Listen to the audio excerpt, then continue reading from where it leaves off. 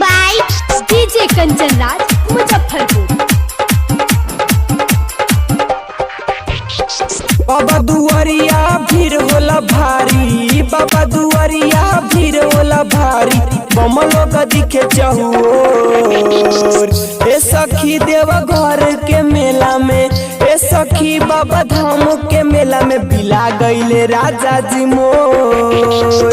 ए सखी देव घर के मेला में हेरा गईले राजा जी मोर। बाबा दुआरिया भीड़ होला भारी, चढ़ते सावन देखो भीड़ होला भारी, बम लोग दिखे चहुओर। ए सखी बाबा धाम के मेला में, ए सखी देव घर के मेला में हेरा गईले राजा जी मोर। ए सखी बाबा धाम के मेला में बिला गईले पियावा मोर।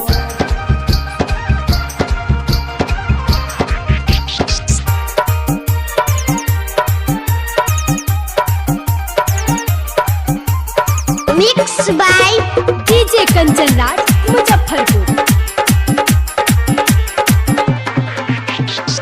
अखिया में कैले बानी उनके कजरवा, लागी न सैया पके हुके नजरवा।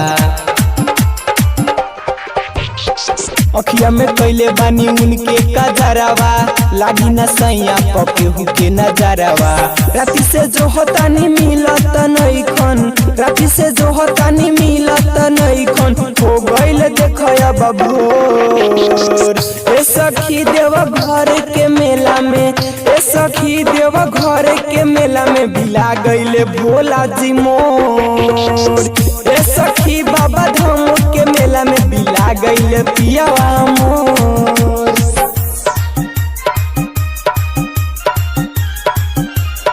Mix by DJ Kanchan Raj Muzaffarpur. सोचनी साथे में जलावा चढ़ाई, हम नहीं जननी की राजा जी बिलाई। सोचनी साथे में जलावा चढ़ाई, हम नहीं जननी की राजा जी बिलाई।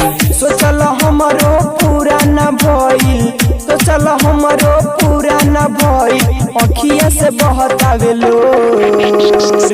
ए सखी देव घर के मेला में, ए सखी देव घर के मेला में बिला गईले राजा जी मोर। ए सखी देव घर के मेला में बिला गईले पगला मोर।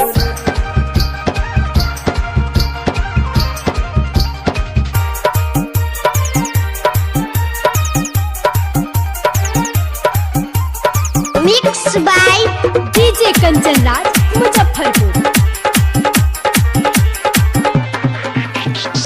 दिलीप सजन मोर अइले ह घरी, गईले बिलाई अब हम का करी।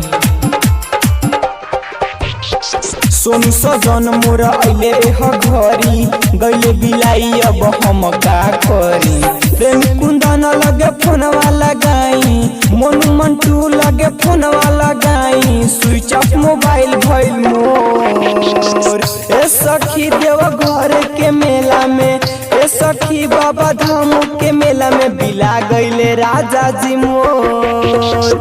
ए सखी देव घर के मेला में बिला गईले सैया मोर। चढ़ते सावन देख भीड़ होला भारी, बाबा दुआरिया भीड़ होला भारी, बम लोग दिखे चहुओर।